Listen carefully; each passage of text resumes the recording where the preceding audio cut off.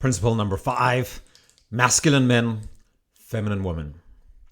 So in all living species, we see a differentiation and a specialization between male and female abilities, specialities, and roles. These differences play a vital role in attraction, relationship bonding, and mating. So men are fundamentally equal and similar in that they're both human, but they're also fundamentally different. There's a long and tedious discussion about which parts of masculinity or femininity are biological and which ones are social. And it's really not really worth your time looking at this. It can be interesting if you want to. But all we really need to know is that these things exist and that they have a very, very large influence in the way that we socialize as human beings. So I found a very good way to look at this is saying that masculinity is a set of human traits which both men and women find to be most valuable and desirable in men. It's often related to their ability to protect and provide for women and for families, but not always that. And of course, there's some parts of masculinity that change over time. We shouldn't define these things too tightly, but it's what we find to be most attractive and desirable in men. Femininity is, of course, what is it that we find most attractive and desirable to have in women? And of course, there can be some men who are really good in more feminine roles and some women who are very good in some more masculine roles.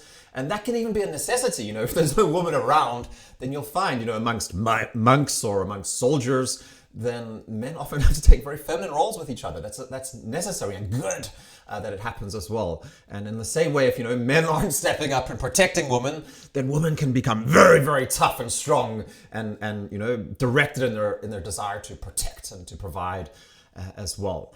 So this is a necessity and it's a good thing for people to be able to do both roles.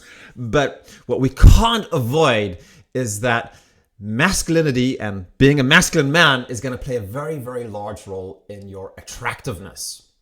So the differences between the masculine in men and the feminine in women is what creates this very powerful, often even irresistible polarity and sexual attraction between men and women. And ultimately, a feminine woman is going to be much more attracted to and receptive to a man who's able to master his sexual, creative powers and direct it in a productive way. That's being masculine ultimately is all about. It's about being able to embody the ideals of whatever it is that your society has and what your community has for being a masculine man as well. And that doesn't mean you just have to blindly follow becoming a dominant or aggressive man or something like that as well. Obviously realizing the inherent danger that you're capable of portraying out onto the world is a very big part of that as well. But then using that again and directing it upwards towards a higher, more meaningful, productive goal, which is creating a good life for yourself and those around you and for your society as a whole, is what's going to be attractive to women.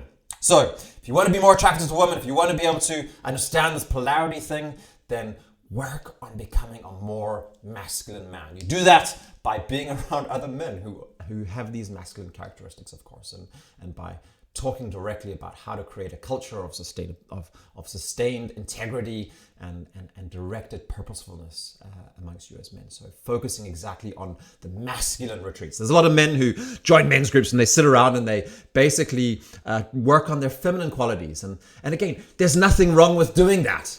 But it's just not the most valuable thing you can be doing with men. The most valuable thing you can be doing with men is to be developing your masculine qualities. Use your female friends to develop your feminine qualities. It's a better way to do it. You can do it with men if you don't have women around.